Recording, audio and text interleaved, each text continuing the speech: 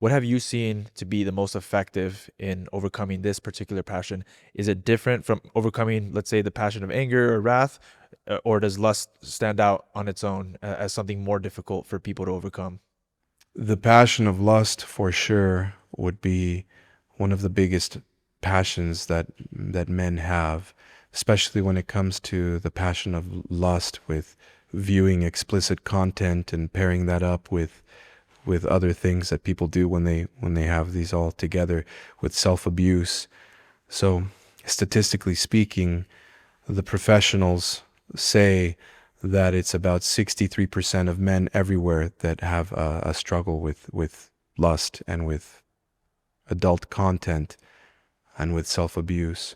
63% of men anywhere. That's at any parish, at any job, at any organization. 63% of the men there have a problem with that.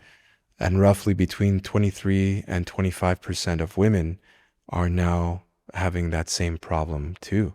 Like men, comparable to the men. It's like they have been rewired, so to speak, to respond to illicit, explicit images in the way that the male mind does. And so now they have this program to analyze and look at people a certain way, almost like this robotic instinct that takes over, that's constantly scanning and evaluating and sexualizing, objectifying people.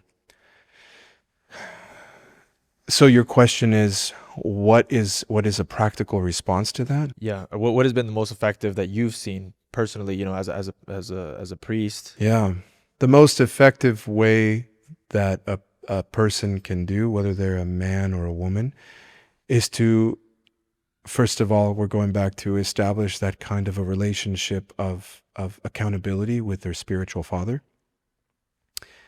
If they need to also maybe have accountability, careful with this, but have accountability with someone they trust or a group that they trust.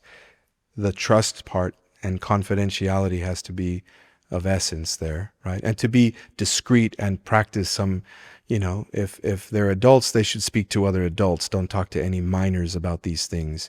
Even if the minor confides in you that they have this struggle too, that's not appropriate. Help them any way you can. If you're struggling with this yourself, you should probably just direct them to somebody else. But an adult should reach out to their spiritual father and maybe another adult,